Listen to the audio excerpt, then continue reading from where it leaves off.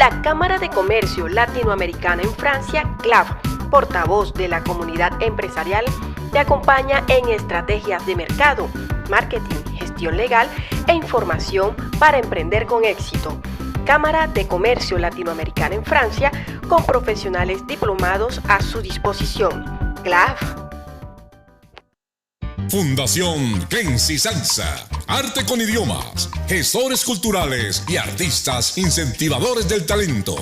Clency Sansa, fundación líder en la transformación del ser humano a través del arte.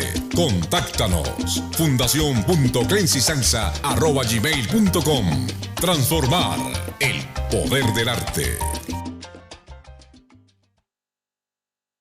Oye, quiero café. ¡Qué rico el café! ¿Quieres café? Pues toma café, pero que sea colombiano, cultivado en la Sierra Nevada. Café colombiano. ¡Qué rica elección! Café, café, olor a café, café, café, olor a café, café, café.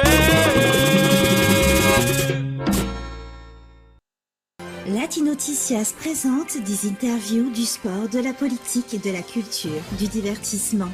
Latinoticias, journal latino de France, présente ce qui se passe aujourd'hui avec Soraya Bitola. Todo lo que ocurre en Francia y el mundo lo verás en Latinoticias. Latinoticias. Noticias de carácter nacional, internacional, cultural y deportiva, de manera oportuna y veraz. Un resumen en español de lo más importante acontecido en el mundo. Latinoticias. Noticias en Francia, hablada en español. Latinoticias. Noticias sin fronteras.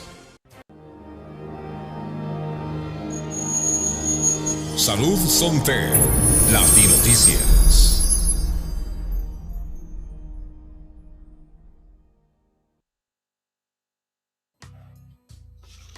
Hola a todos, ¿qué tal? ¿Cómo están? Bienvenidos a Salud Santé de Latinoticias, Journal Latino de Francia.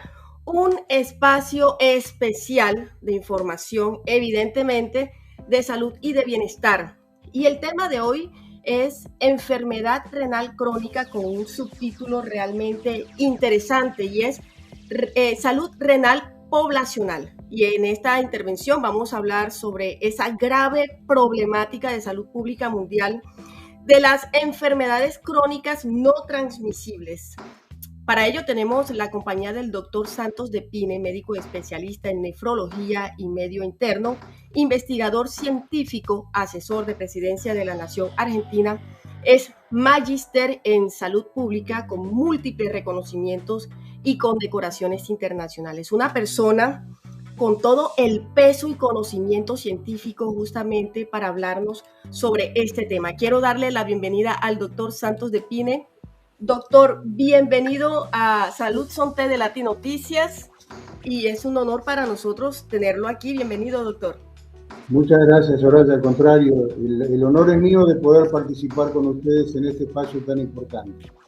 Doctor, antes de comenzar, yo siempre tengo que saludar a la gente que se conecta a través de nuestras plataformas digitales en Facebook, Instagram, YouTube, Twitter, LinkedIn, aquí en Europa. Pero también quiero saludar a esa teleaudiencia que nos ve a través de esas plataformas digitales aliadas que nos retransmiten en diferentes puntos de Francia, de Europa y en América Latina, y los voy a mencionar. Saludo a la gente, a la teleaudiencia que se encuentra en Montpellier y nos ve a través del canal Vista Televisión. En París también nos están viendo a través de Litan Jazz Radio Televisión. En España nos ven a través del radio Latinos pero con sabor, en el canal Latin Channel de la señal TDT. Nos ven también igualmente en Chile a través de CNC. En Colombia, evidentemente, nos están viendo en Bahía Radio, en Bahía Linda Radio Televisión, en Pensamiento Libre, en Primera Línea igualmente. Y a esos 32 países que se encuentran afiliados al Centro Mundial de Noticias con sede en Argentina. Doctor, cuéntenos cómo está Argentina justamente, cómo está la temperatura allá. Bien, por suerte, bueno, ahora está un poco lluvioso. Antes, un pequeño detalle que me sucede muy a menudo. Si bien me considero santo, mi nombre es Santos. Sí, Santos de Pines, sí, señor. Muy bien, espéreme ahí que lo corrijo enseguida. Bueno, usted a través de su labor, pues mucha gente lo puede considerar un santo, ¿no? Así que no le queda mal el adjetivo. Bueno, muchas gracias. Con mucho gusto. Sería muy vanidoso de mi parte, muchas gracias. Acá estamos en este momento con un poquito de lluvia, una temperatura agradable, así que estamos muy bien, realmente nos está acompañando el tiempo a pesar de la lluvia. Ah, qué bien. Doctor Santos, cuéntenos un poco antes de entrar en materia sobre la función de los riñones. ¿Cuál es la función principal de los riñones en el cuerpo humano? Ya para entrar en contexto a la gente del tema de lo que vamos a hablar.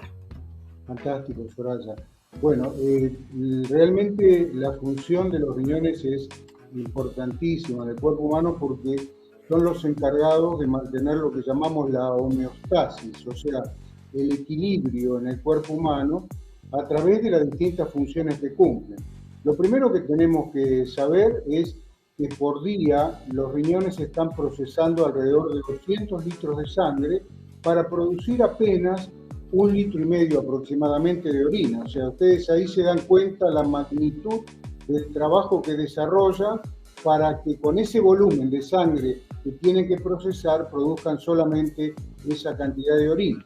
Pero en ese maravilloso trabajo que realizan, en primer lugar debemos tener en cuenta algunas cuestiones que vale la pena que las personas conozcan. Primero, que cada riñón tiene aproximadamente 1 millón de nefronas, entre 800.000 y 1 millón de nefronas, que son las unidades funcionantes, o sea, son los pequeños operarios que están desarrollando las funciones que sumados producen justamente la función total.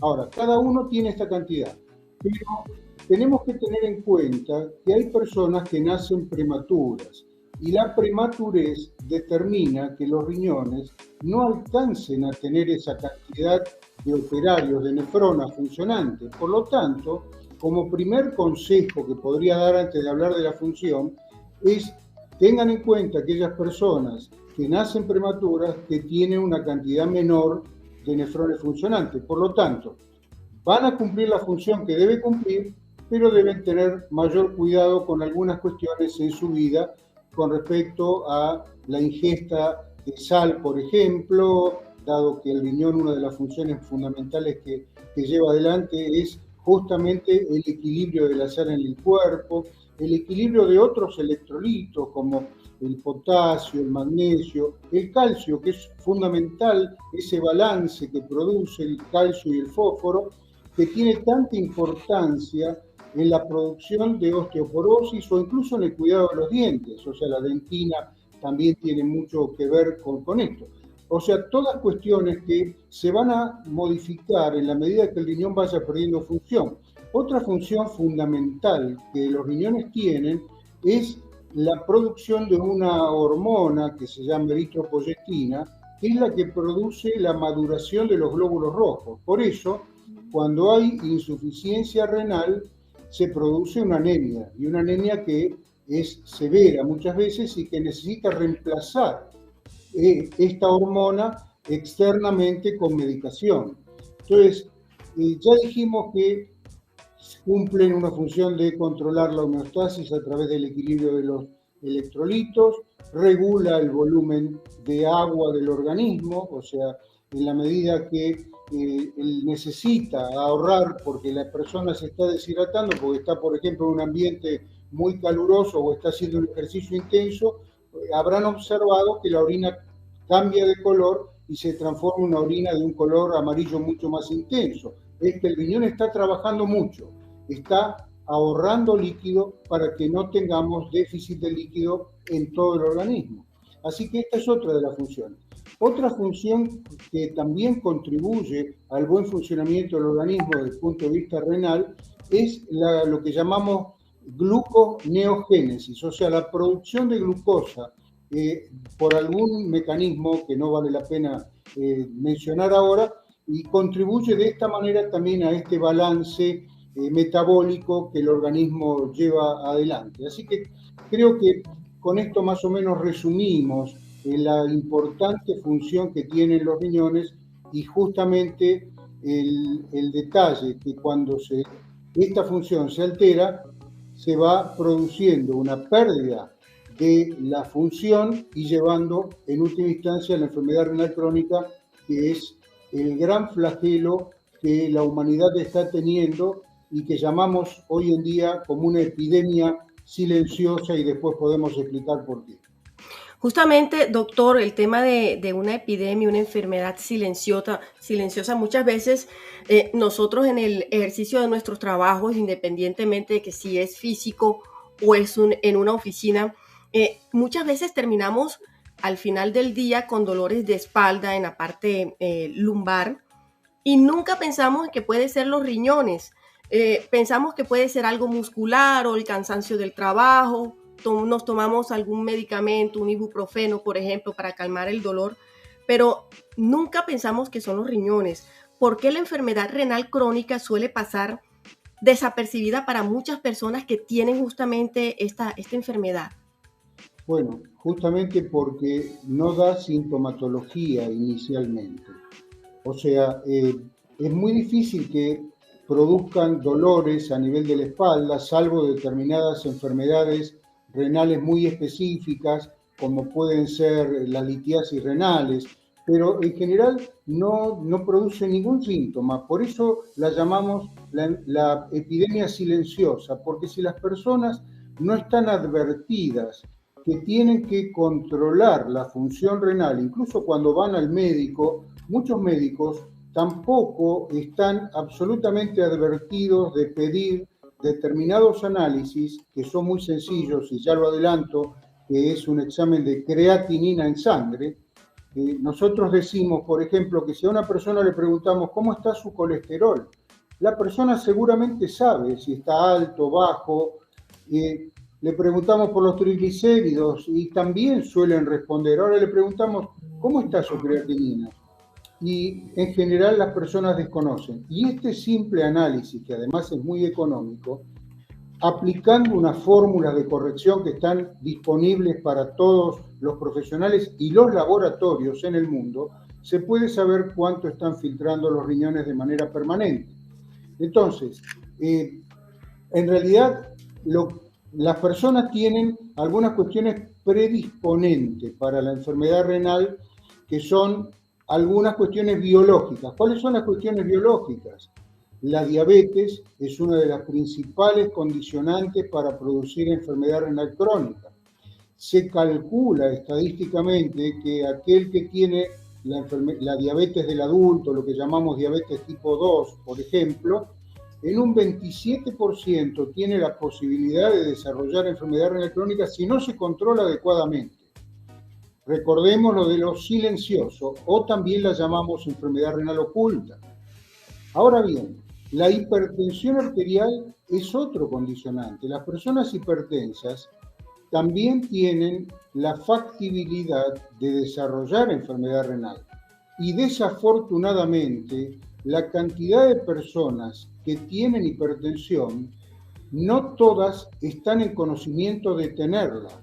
Y aquellas que tienen hipertensión, no todas siguen adecuadamente los tratamientos que deben seguir para controlarla. Es muy importante tener en cuenta esto, y lo digo para la gran audiencia que ustedes tienen, que realmente este tipo de controles son los que van a posibilitar que no exista una consecuencia deletérea, nefasta a nivel de la función renal, pero por otra parte, para mantener una calidad de vida adecuada, dado que tanto la hipertensión como la diabetes son realmente aquellas que producen también pérdida de calidad de vida. Doctor, una pregunta aquí y surge gracias al comentario que hace aquí Clau Artola, y lo hago público aquí y dice: Santos, los médicos en general no chequean la creatinina. Y en relación a eso, justamente, la persona que no sabe que puede tener una enfermedad crónica, una enfermedad renal crónica, ¿cómo podría pedirle de pronto al médico que le examinen eso? Porque algunos médicos de pronto se sienten ofendidos de que uno le diga, doctor, por favor, ¿podría enviarme un examen de creatinina para saber si tengo algún problema en los riñones? Bueno, esa es una muy buena pregunta. No es necesario en el 100% de las personas pedir habitualmente esto, pero por encima de los 18 años no está mal en tener un primer control de la creatinina y después con cierta periodicidad, si no hay ningún factor de riesgo agregado, tener el control de la evolución de esta creatinina, teniendo en cuenta que solamente el dato de la creatinina no alcanza, que hay que ajustar con estas fórmulas, que son fórmulas de estimación del filtrado glomerular o la tasa de filtrado glomerular, que justamente los laboratorios ya en la mayor parte del mundo lo están desarrollando porque hemos insistido mucho con respecto a esto. Así que el médico no tiene por qué ofenderse si el paciente, si la persona que concurre a la consulta le dice que le gustaría chequear cómo está su creatinina y sobre todo cómo está su función renal para que eventualmente tenga también el dato de la filtración glomerular, porque muchas veces hay sorpresas que son muy desagradables cuando se tienen síntomas, se pide la creatinina y ya el paciente ha desarrollado una insuficiencia renal no terminal, no muy avanzada, pero ya ha comenzado y hemos perdido tiempo para controlarlo.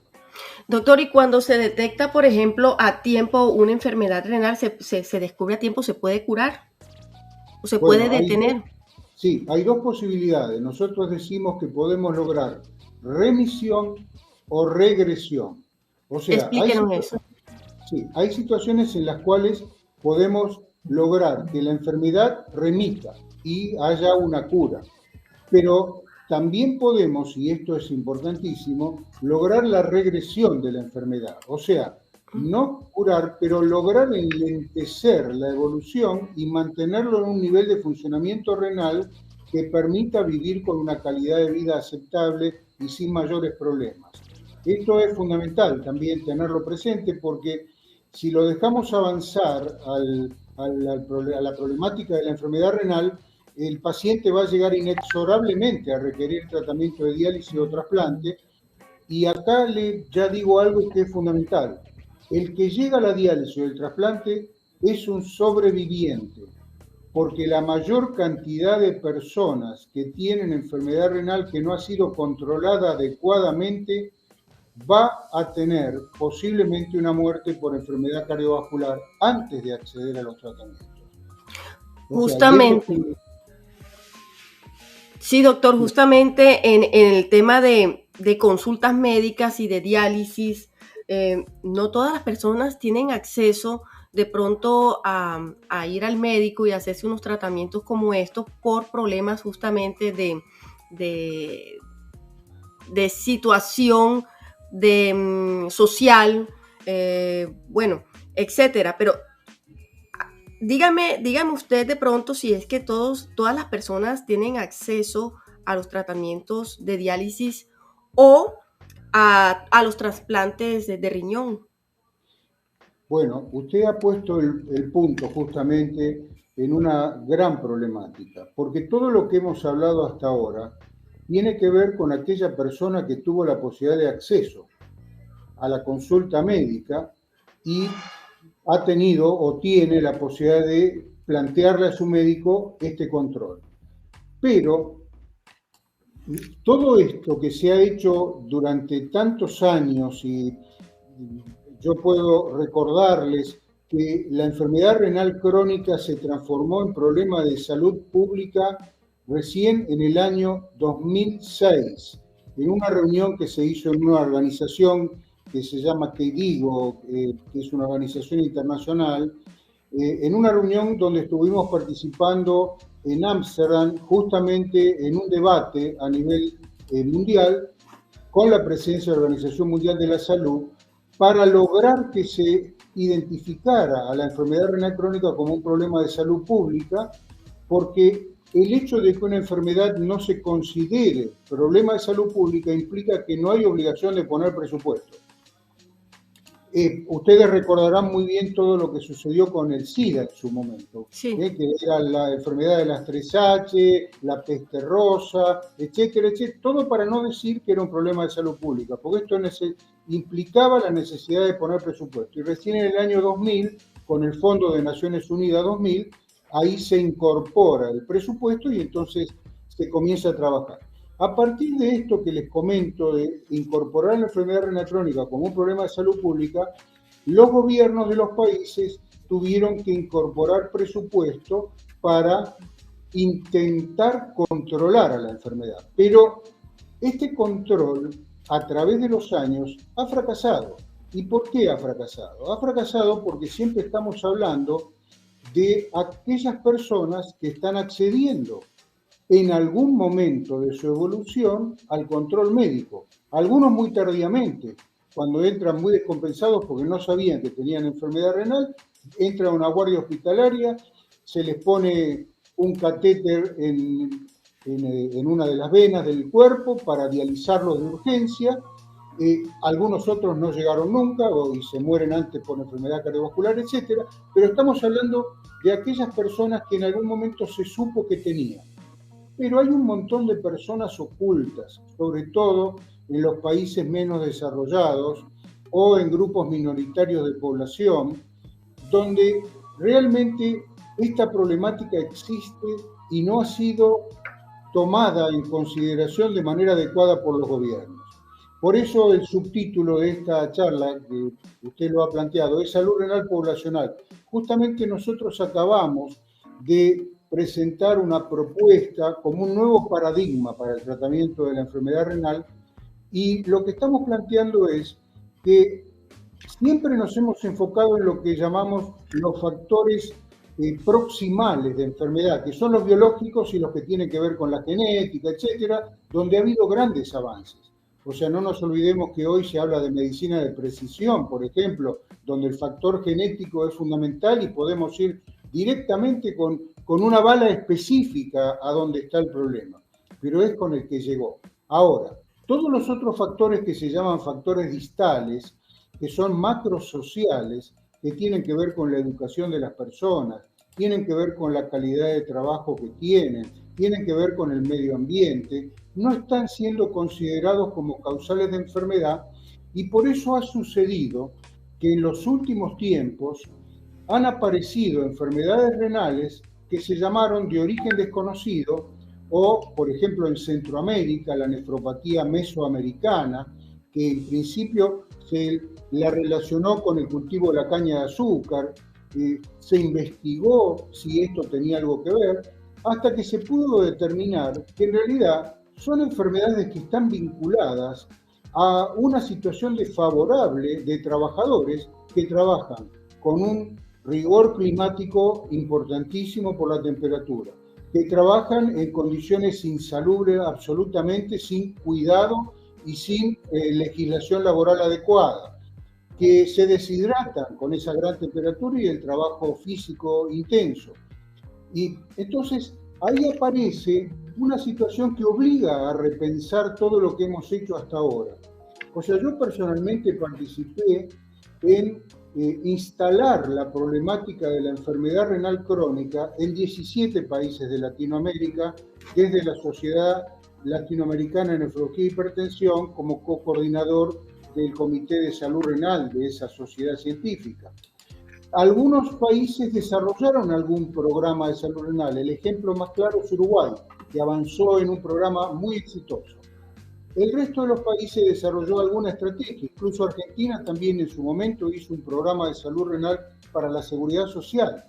Pero, en realidad, este trabajo que hemos realizado, que cumplió una primera función de sensibilización, no avanzó hacia aquellas personas en situación desfavorable. Por ejemplo, y le pongo como ejemplo algo que hemos hecho en Colombia en el año 2019 para el Día Mundial del Riñón. fue trabajar con las comunidades indígenas.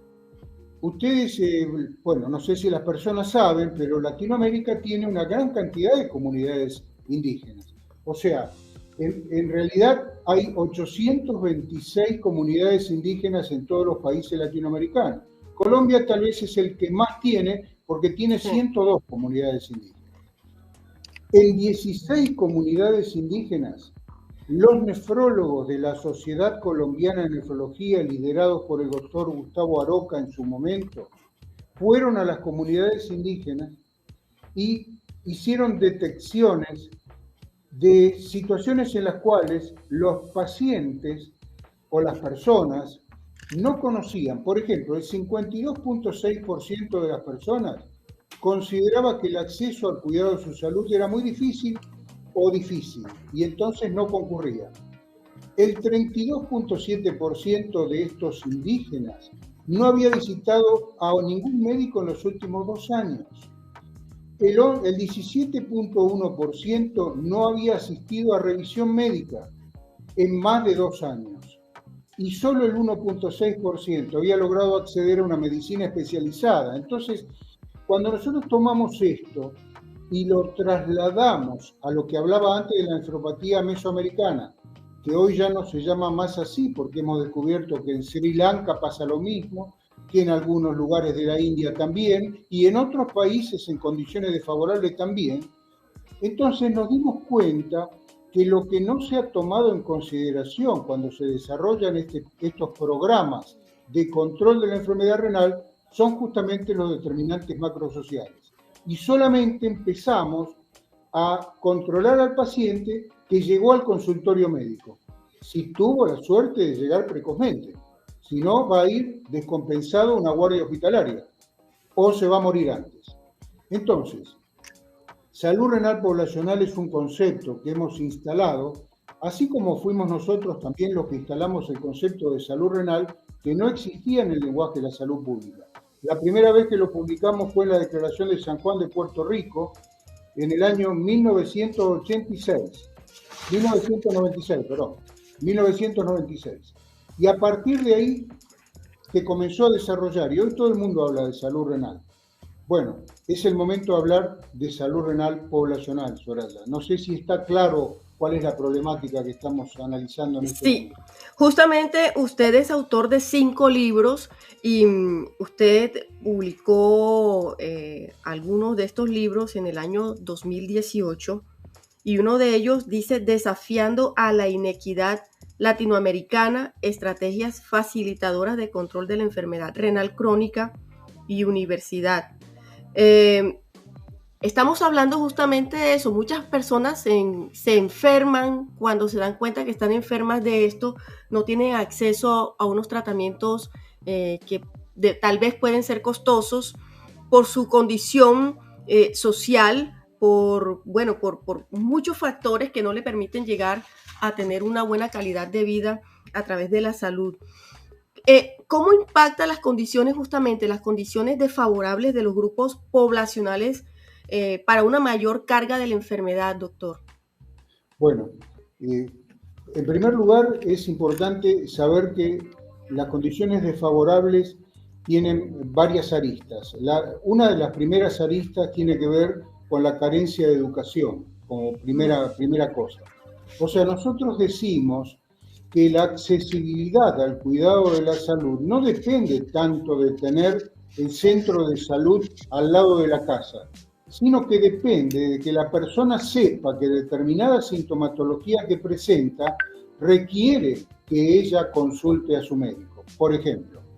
Por supuesto, después aparecen otras cuestiones de accesibilidad que son geográficas, donde hay personas que tienen que movilizarse muchos kilómetros o incluso de manera bastante desfavorable en el tránsito para llegar a un centro de salud. Pero partimos siempre de la premisa básica. Si yo no sé que ante un síntoma que tengo debo consultar, evidentemente ahí partimos de un primer problema. El otro problema fundamental es que esto se asocia de manera muy directa con la pobreza. O sea, realmente, cuando nosotros analizamos los datos de la pobreza en la región latinoamericana, debemos sentir vergüenza por lo que sucede, porque realmente, por ejemplo, en los últimos trabajos de la CEPAL ha producido siempre trabajos muy, muy importantes y ellos han demostrado que, por ejemplo, los indígenas de Latinoamérica, que ya dijimos que es una población muy importante, el 51% está en condición de pobreza, pero también ha agravado el 19.1% en pobreza extrema. Y lo peor de todo es que se ha demostrado que los niños de 0 a 14 años, o sea, estamos hablando de los niños de 0 a 14 años, tienen 46% de pobreza sobre 33 países de Latinoamérica. Entonces, realmente debemos avergonzarnos de lo que sucede, porque todas esas personas que están en situación desfavorable, que no reciben la educación adecuada, que no tienen una vivienda que les permita contener y además tener la cobertura suficiente como para no enfermarse, que disponen de agua potable, que es otro de los elementos fundamentales. Hay muchas poblaciones en el mundo que no disponen de agua potable. Nosotros sabemos que hoy la problemática del agua es la problemática actual. O sea, realmente, además de la carencia, Latinoamérica es muy privilegiada en ese sentido, salvo algunas regiones, por ejemplo, para volver al ejemplo de Colombia, en La Guajira, que sabemos que es una zona desértica y hay poca posibilidad, pero en esos lugares, o en algunos lugares de Venezuela, donde se transmiten por acueductos, etcétera, y cuando se produjo, como por ejemplo en La Guaira en su momento, una luz importante y se destruyó ese acueducto, las personas tienen que ir a lo que se llaman canillas comunitarias o tanques comunitarios, y ahí aparece un segundo problema, vinculado nuevamente a la falta de educación y a la pobreza, que van con cualquier recipiente.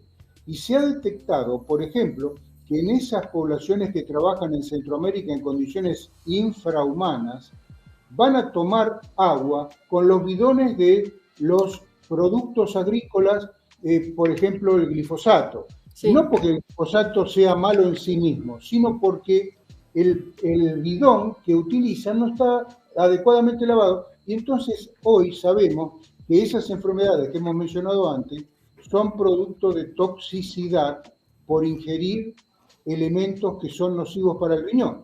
Ahora, usted me preguntará, bueno, ¿solamente son los productos que el hombre va a buscar porque no sabe? No, también tenemos mucha contaminación en esas zonas desfavorables, no en las grandes ciudades que tenemos agua de red, potable, sin problemas, pero en población rural dispersa, por ejemplo, donde la población en pobreza extrema en la zona rural de Latinoamérica es del 20,4%, esas personas acceden al agua que pueden, y las napas sabemos que están absolutamente contaminadas. Y no solamente con bacterias o con virus, o sea, sabemos que la hepatitis infecciosa, por ejemplo, también tiene que ver con la transmisión por el agua. No la hepatitis B ni la hepatitis C, sino la A, ¿no es cierto? Sí. Pero la Escherichia coli produce diarrea infantil, diarrea en el adulto y una gran mortalidad en niños menores de 5 años. Entonces, realmente cuando vemos esta problemática, decimos, bueno, no podemos seguir los médicos pensando en la persona que accedió al consultorio. Vayamos más allá. Ahora, ¿podemos hacerlo los médicos solamente? No. Por eso es tan importante ahora ampliar el horizonte y ya desde hace muchos años sabemos que lo importante es el equipo de salud.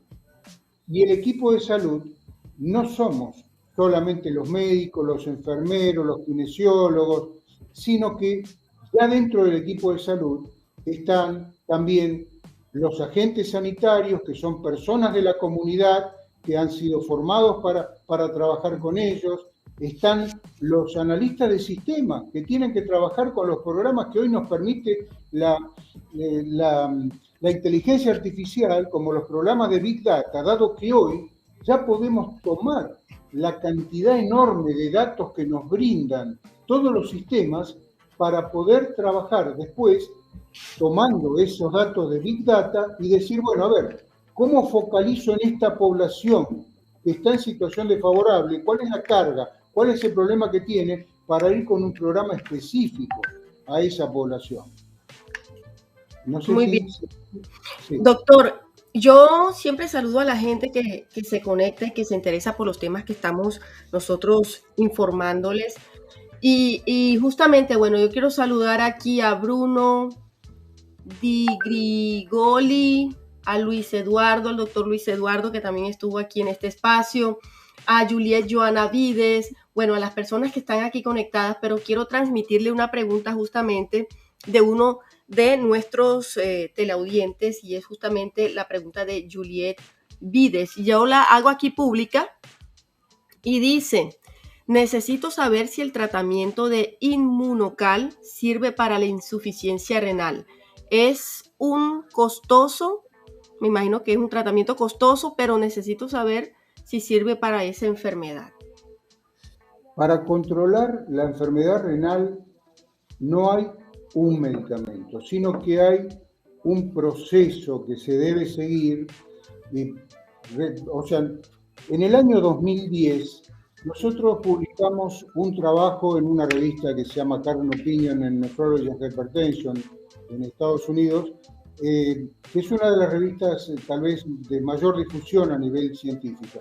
Y lo que proponíamos ahí justamente era cómo seguir una secuencia para controlar al paciente de vuelta, al que llegó al consultorio, y qué cosas debíamos estar solicitándole con lo que llamábamos un flowchart, o sea, una carta de seguimiento, en la cual, además de tener un control permanente del laboratorio, teníamos que controlar adecuadamente el fósforo, el calcio, en fin, todo aquello que tiene que ver con lo que el riñón produce en su funcionamiento y controla en su funcionamiento.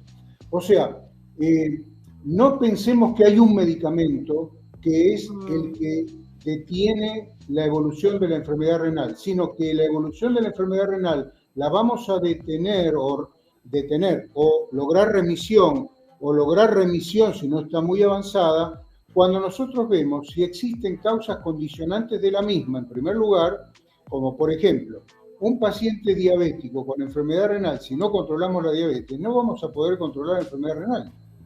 Un paciente hipertenso que no controla la hipertensión, si no controla la hipertensión, no vamos a poder controlar la enfermedad renal. Y así sucesivamente. Hay otras enfermedades renales que son propias, como por ejemplo alguna glomerulonefritis, en fin, algunas cuestiones que son muy, muy técnicas como para desarrollar. Pero no quisiera dejar el mensaje que un medicamento es suficiente para detener la enfermedad renal, porque estaríamos simplificando esto. Y en realidad lo que necesitamos es concienciar a todas las personas para que ellos sean los principales cuidadores de su evolución en la enfermedad. O sea, lo que llamamos en inglés el self-care, o sea, autocuidado, que es algo que las personas no hacemos. Por eso no adherimos adecuadamente a los tratamientos, no cambiamos nuestro estilo de vida muchas veces, cosas que son propias de lo que podemos hacer nosotros. Hay muchas cosas que no podemos hacer, que son las que deben hacer los gobiernos. Exactamente. También hay un trabajo que en su momento yo publiqué en una revista que se llama Ethnicity and Disease, justamente, que se llama ¿cuáles son, dicho en español, cuáles son las responsabilidades que tienen los gobiernos para las poblaciones minoritarias? Y ahí les hablaba de la ética en la asignación presupuestaria, que es un tema fundamental, realmente, hablar de cómo un gobierno imputa presupuesto y cómo lo ejecuta. Por ejemplo, sabemos nosotros que en la sociedad hay 4 órdenes que interactúan. Uno es el orden social, que es el que determina la necesidad de cobertura de determinada cosa. Salgamos de la salud, necesita seguridad. Perfecto, el orden social determina esa necesidad. El segundo orden que juega es el orden político. El orden político es el que determina si esa necesidad la va a cubrir o no la va a cubrir. ¿Y de qué forma la va a cubrir? Por ejemplo, si volvemos a la salud, si la va a cubrir totalmente o la va a cubrir parcialmente. El tercer orden es el orden jurídico. El orden jurídico es aquel que tiene que poner la ley, la resolución, la norma, lo que sea necesario para que se pueda cumplir adecuadamente con lo que el poder político decidió que se va a cubrir. Pero aparece el cuarto orden, que es el orden económico. Y el orden económico es el que debe asignar el presupuesto. Cuando la necesidad de la población es una necesidad universal, por ejemplo, vacunación, nadie discute. Entonces el orden político dice, sí, la vamos a cubrir. El orden político saca la ley y el orden económico hace lo que se llama macroasignación primaria de presupuesto. Ahora, hay grupos diferenciados de población que tienen necesidades especiales. Y ahí entonces el orden político debe decir si lo va a cubrir o no lo va a cubrir. El ejemplo que puse antes del SIDA es un ejemplo de grupo diferenciado de población. El gobierno en su momento dijo, lo vamos a cubrir. Después que apareció el fondo de ONU-SIDA 2000, apareció la ley de SIDA en los países y el orden económico hizo lo que se llama macroasignación secundaria. Los pacientes renales crónicos son grupo diferenciado de población con necesidades especiales. Por lo tanto, el gobierno, dado que es un problema de salud pública, tiene obligación de su cobertura. Con distintas maneras. O sea, hay lugares donde, y acá me meto en otro tema, que es la cobertura universal o no, que declaman algunos gobiernos. O sea, hay muchos países que declaman que tienen cobertura universal de su población. Pero cuando nosotros nos metemos un poquito adentro y analizamos, vemos que esto simplemente es una declaración, pero que no es cierta, porque hay grupos de población que están aislados, que están en situación desfavorable y no son atendidos, y no son solamente los indígenas. Justamente, Sí. sí, justamente eso, doctor Santos, las políticas de salud pública en América Latina especialmente son insuficientes y por eso justamente yo quiero compartir aquí esta imagen donde dice que se ha demostrado repetida y concluyentemente que los pobres y las minorías étnicas están en desventaja y significa en su acceso y uso del NHS, que eso no sé qué significa, doctor, me disculpa la Instituto ignorancia. Nacional de la Salud en el Reino Unido. Muy bien, entonces en cuanto a eso, justamente por las políticas de salud pública latinoamericanas que han sido insuficientes y que han creado justamente esas desigualdades sociales y esas desventajas para las personas que hacen parte de un grupo en desventaja. Cuéntenos de pronto qué actividad, porque lastimosamente a veces el particular es el que toma la función de que no hace la política en nuestros países. ¿Qué actividades y acciones más relevantes realizaron, sobre todo en Latinoamérica, para ubicar a la enfermedad renal crónica en la agenda de la salud pública? Bueno, como comenté antes, desde en la reunión de KDIGO en Ámsterdam en 2006, se instaló como problema de salud pública. Pero en Latinoamérica habíamos empezado antes nosotros ya a trabajar y hicimos un programa de salud renal que tuvo su primera aceptación con una reunión de los delegados de los países en Costa Rica en el año 2002. Una vez que resolvimos esto, que fue a principios de año, iniciamos lo que llamamos talleres de salud renal en los países. El primer taller que llevamos adelante fue en diciembre de 2002 en Valdivia, Chile. En cada uno de los talleres que realizamos en los países participaban activamente los ministerios de salud, además de las sociedades científicas y otras organizaciones civiles de la sociedad y médicos, etc. Pero lo importante que quiero destacar es que participaban los ministerios de salud de los países. En esa reunión de Valdivia en el 2002, en Chile, se fundó lo que fue el plan de atención y de seguimiento y de control eje para Latinoamérica, con 4 puntos fundamentales. Los 3 primeros no los voy a mencionar porque tenía mucho que ver con la nefrología clínica, con lo que estamos hablando ahora, pero el 4º punto fue incorporar una manera de programar valga la redundancia, los programas de salud pública, planificarlos con un instrumento, una herramienta de planificación que se llama marco lógico, o Logical Framework, que es el nombre original, marco lógico. Esa manera de planificar es la que usan los países cuando necesitan liberar presupuesto. Entonces, lo usa Naciones Unidas, lo usa la Organización Mundial de la Salud, y planificamos el programa en ese modelo.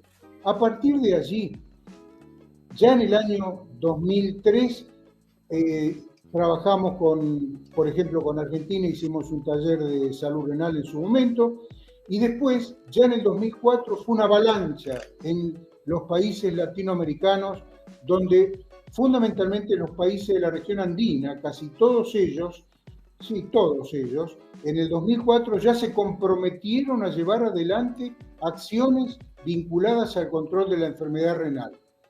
A partir de ahí, del 2004, 2005, etcétera, etcétera, hasta los últimos años, hubo gran compromiso de trabajar en el control de la enfermedad renal. O sea, en 23 años desde que comenzamos a hablar de salud renal hasta ahora, hubo mucho compromiso, pero en realidad no hubo muy buenos resultados, porque la prevalencia de la enfermedad, y la prevalencia es la cantidad de pacientes que están en tratamiento, ya sea con diálisis o trasplante, y la incidencia, que son la cantidad de pacientes nuevos por año, sigue en aumento. Entonces, no hemos podido controlar esto. Y ahí es donde surge esta brecha, esta situación, donde vemos que hay poblaciones que no han podido acceder nunca al tratamiento. Y ellos no están considerados en este incremento de la incidencia y la prevalencia, porque se han muerto con enfermedad.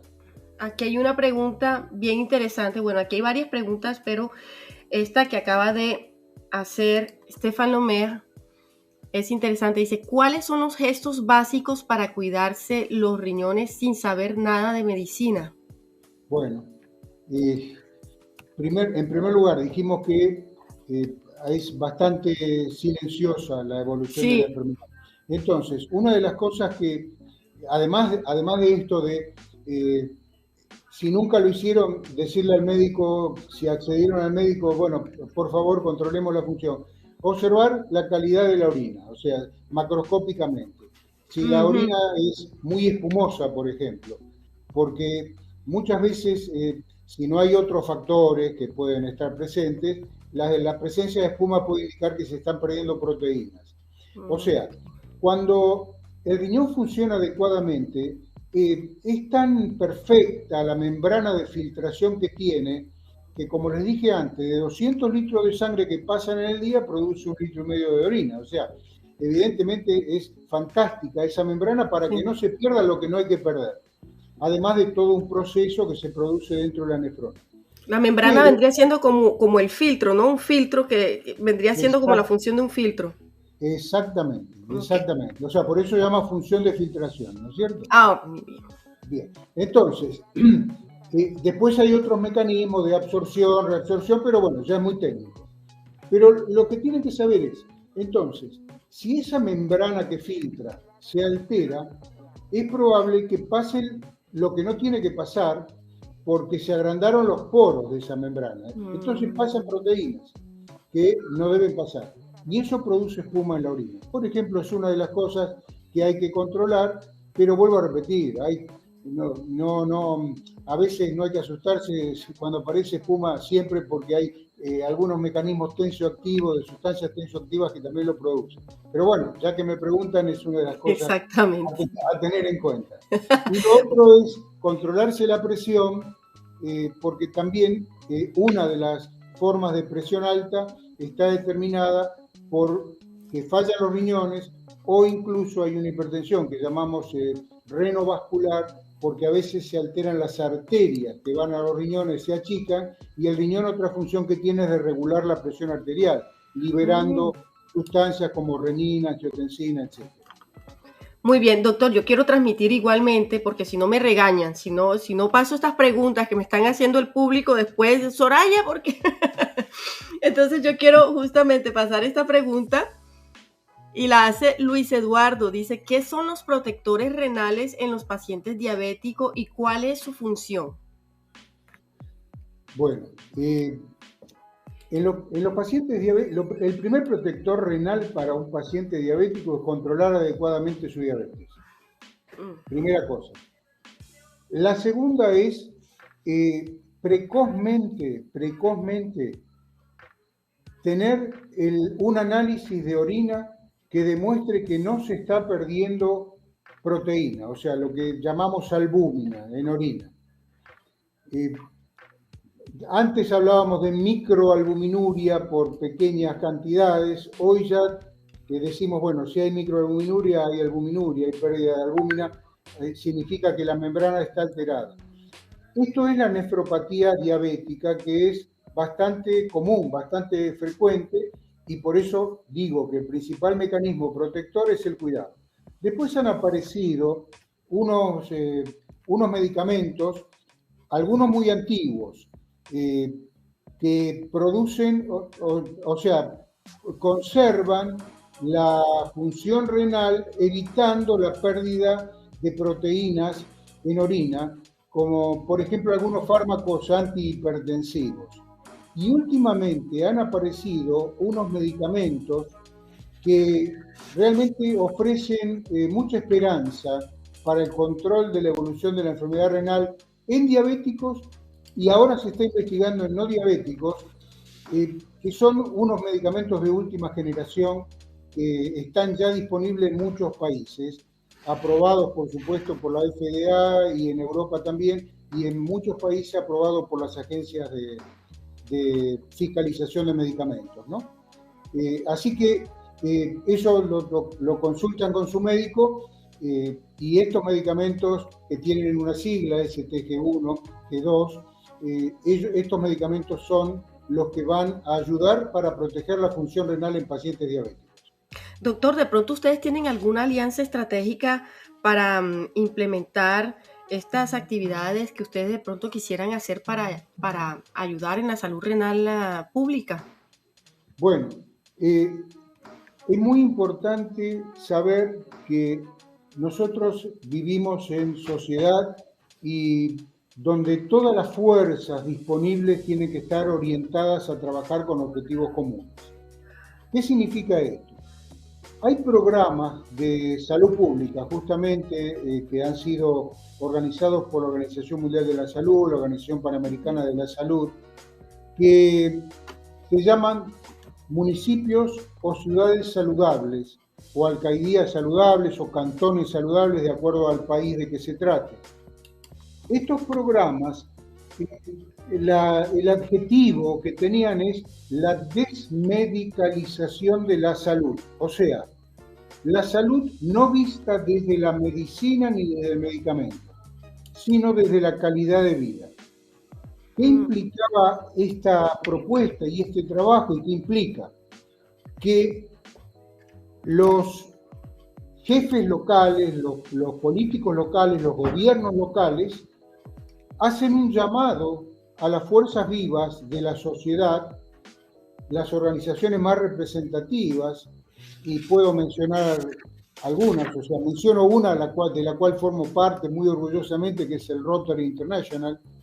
Ustedes saben que el Rotary es una organización que está en todos los países del mundo y que está definido como la organización más grande y más importante de servicio voluntario. ¿Bien? Pero hay otras como Médicos Sin Fronteras, etcétera, que también vale la pena mencionar. Pero Rotary es algo que está en todas las comunidades, o sea, cualquier municipio, cualquier alcaldía, cualquier cantón tiene un Rotary. Y las personas, los rotarios, están justamente enfrascados e imbuidos en el trabajar para la comunidad. el lema de Rotary es dar de sí antes de pensar en sí, o sea que evidentemente eso define correctamente de qué se trata. Bien, entonces, ¿qué tipo de alianzas estratégicas pueden hacer los gobiernos de los países?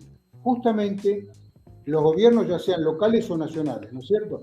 Llamar a las organizaciones civiles de la sociedad para trabajar en conjunto, porque a lo mejor esas organizaciones civiles tienen representación en las poblaciones más vulnerables y tienen personas que pertenecen a la comunidad y que pueden ser agentes sanitarios que van a detectar precozmente la problemática que exista, no solo en salud, sino en otros factores macrosociales que ya hemos mencionado, como educación, falta de legislación laboral, etc. O sea, en última instancia, pensar que debemos trabajar mejorando la salud de las poblaciones para que la calidad de vida sea la adecuada. Acá tenemos que hacer una diferencia. No es lo mismo subsistir que vivir. Cuando nosotros ajustamos los años de vida que una persona vive por el indicador de calidad de vida, o sea, con indicadores que se llaman así, o sea, el ABAD como sigla en español o daily en inglés, son años de vida ajustados por discapacidad. Entonces, hemos visto que, por ejemplo, en el mundo se han perdido en los últimos años 38 millones de años de vida ajustados por discapacidad. O sea, las personas vivieron, para dar un ejemplo, vivieron 20 años, pero lo ajustamos por discapacidad, son 5. Porque los otros los vivieron en discapacidad. Es que esa es una pregunta que yo le iba a hacer ahorita justamente, doctor. La calidad, no la calidad, sino cuánto tiempo podría vivir una persona que de pronto detecta mismo a temprano momento que tiene una enfermedad crónica renal en comparación a una persona que tiene sus riñones en buen estado. Un margen, usted de pronto tiene un margen de vida de una persona enferma, mismo si está en inicios de su enfermedad, en comparación a una persona en su estado de salud sano. Esto depende, primero depende de cuál es la enfermedad de base que está dando origen a la enfermedad renal. Sí. O sea, siempre lo vamos a relacionar con esto, ¿no es cierto? Porque, o sea, un paciente diabético descontrolado, la enfermedad renal es una consecuencia. Y lógicamente su vida va a estar condicionada a punto de partida del control que tenga. Lo mismo un hipertenso. O sea, si no está controlado, nadie puede asegurar que esa persona se muera porque hace un infarto o un accidente cerebrovascular, un stroke. O sea, y ya no tiene nada que ver con la enfermedad renal. Entonces, yo creo que la pregunta tiende un poco a simplificar la respuesta, sí, porque depende mucho de estos factores agregados que la persona tiene. Ahora, una persona que tiene enfermedad renal y conoce bien cuál es la causal que tiene de enfermedad renal y se cuida, tiene posibilidades de vivir muchísimos años, la misma cantidad de vida que una persona que no lo tiene, porque los riñones tienen una capacidad enorme de adaptación a la pérdida de la función. Enorme. Tanto es así que en los trasplantes, por ejemplo, con donante vivo, se le saca un riñón al donante vivo y se queda con un solo riñón. Y hay muchas personas que nacen con un solo riñón y viven toda su vida sin saberlo. Bárbaro. Y se descubre porque se le hace un estudio por alguna cosa y dice, uy, caramba, yo no sabía que tenía un solo riñón. Interesante eso. Así que no hay que asustarse, hay que cuidarse. Sí, totalmente, porque mismo las personas que de pronto no tienen ninguna enfermedad en temas de sus riñones y no tienen una calidad de vida en comparación a una persona que de pronto es diabética, pero hace todo lo que debe hacer para bien cuidarse, de pronto vive un poco más o vive mejor y más la persona que está, entre comillas, enferma, pero que se cuida, en comparación a una persona que no tiene enfermedad diagnosticada y que tiene una vida desordenada, ¿no, doctor? Claro, exacto. Bueno, Doctor, yo quisiera de pronto que nos haga en resumen, o usted me corrige si yo bien entendí o no, lo que hablamos hoy. Es decir, las enfermedades crónicas o la enfermedad, especialmente la enfermedad renal crónica, viene siendo consecuencias de unas enfermedades que no son transmisibles, como la hipertensión, la obesidad, ¿cierto? O la diabetes. Hay que cuidarse y al primer indicio de algo anormal, por ejemplo en la orina, si encuentran de pronto espuma en la orina, pues lo mejor es pedir un examen de creatina. De creatinina con el médico para saber y despistar y hacer un despistaje, no me acuerdo cómo se dice eso en español, para saber si tenemos una enfermedad de los riñones que si se detecta en buen tiempo, pues puede ser controlada, ¿cierto? Sí. También la problemática de la salud renal poblacional tiene que ver mucho con la situación desfavorable de algunas poblaciones, como la pobreza, grupos étnicos, minorías raciales, migraciones obligatorias, y que el doctor Santos de Pine, bueno, viene desarrollando algunas series de actividades para poder contrarrestar estos problemas, pero que también se necesita más apoyo a nivel nacional y, por supuesto, a nivel internacional, porque esto toca a todo el mundo, doctor. ¿Y cuál es el mensaje que usted le quiere dejar a la gente? Bueno, el mensaje, yo creo que el resumen que has hecho es fantástico y el mensaje es muy sencillo. No tenga miedo, tenga cuidado, en primer lugar. O sea, realmente las personas que tienen acceso al cuidado de la salud son privilegiados. Ellos son los que tienen que cumplir adecuadamente los tratamientos, consensuándolos adecuadamente con el médico a los efectos de no dejar de cumplir algo que es imposible de cumplir. O sea, el médico no puede indicar tratamientos. El médico tiene que consensuar con el paciente sus tratamientos. Esto es una cosa fundamental que hemos aprendido los médicos después de muchos años.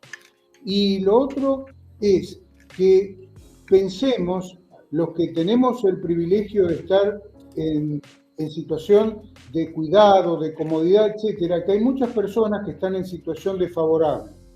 Y si formamos parte de organizaciones de la sociedad que pueden incidir para mejorar estas situaciones en esas poblaciones, no dudemos en hacerlo.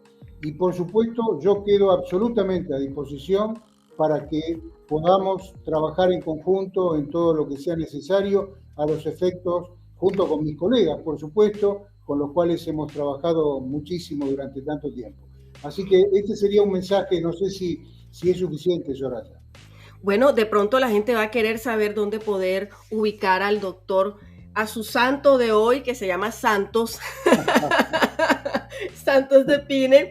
Pero antes, doctor, yo quiero saludar porque nos están viendo de Brasil y aquí nos están hablando en portugués. Entonces, aquí saludo especial para Fábio Marcelo de Pine. Y dice, sí. Parabéns pela nome participação. Aquí está. Participação e contribuição. Intento. Muchas gracias, Fabio, muchas gracias. Bueno, doctor, ¿cómo hacemos para ubicarlos a nuestro santo de la salud que se llama Santos de Pine hoy, para hablar un poco de salud renal, si es posible? No sé cómo puedo poner mi correo. A ver, espérenme un momentico, yo le voy a escribir aquí. Usted me lo escribe ahí justamente donde le acabo de escribir, yo lo copio, lo pego y lo publico. Estas son las bondades de la tecnología. Sí, es verdad. A todos ustedes, en el tiempo que el doctor Santos de Pine nos escribe su correo electrónico para contactarnos con él directamente, quiero invitarlos a que se suscriban en el canal de Lati Noticias, Journal Latino de Francia, porque estamos hablando no solamente temas de salud y, entre otras cosas, temas de salud con personas con peso y conocimiento en esta área, sino también estamos hablando interviniendo con personas del tema político, candidatos presidenciales, en esta ocasión en Colombia, porque ya dentro de poco comienzan las contiendas políticas para la elección del Congreso y de la presidencia de Colombia, pero también tenemos un espacio de deporte en donde la gente está transmitiendo el fútbol, las carreras de ciclismo, bueno, deportes hay a montón y entrevistas. Entonces no olviden suscribirse, activar las notificaciones para que cuando estemos en directo ustedes no se pierdan ninguna de estas informaciones. Aquí voy a copiar el correo electrónico del doctor. A ver, aquí está. Lo copio y lo pego. Y aquí lo hago público, mire, sin errores. Ahí está el contacto directo del doctor Santos de Pine. Recordemos que él es especialista en nefrología, pero si yo les comentara todos los títulos, las condecoraciones, los reconocimientos y todas las funciones que el doctor ha tenido, pues no terminamos hoy. Entonces, en lo posible, yo lo que hice fue colocar doctor Santos de Pine, especialista en nefrología, magíster en salud pública, magíster en coaching y cambio organizacional, autor de 5 libros, evaluador académico y científico, con reconocimientos de las autoridades civiles. Bueno, estamos con el as de la salud y de la ciencia aquí. Y esa es la ventaja que tenemos en Lati Noticias. Aquí pasamos a personas. Aquí lo estoy hinchando yo a ustedes con su ego, con el ego, Dios mío. Pero es que es así, lo que es, a César, lo que es del César. Doctor, quiero agradecerle muchísimo por haber estado con nosotros, por esa disposición y por ese amor que usted tiene a su carrera y con esas ganas de ayudar a la gente a través de estas investigaciones y a través de estas propuestas que usted hace a través de la ciencia y de la salud. Muchísimas gracias, doctor Santos de Pine. No, muchas gracias, Soraya. Muchísimas gracias y a sus órdenes para lo que necesiten. A ustedes muchas gracias. Nos vemos en una próxima entrega informativa. Por hoy le decimos a très bientôt.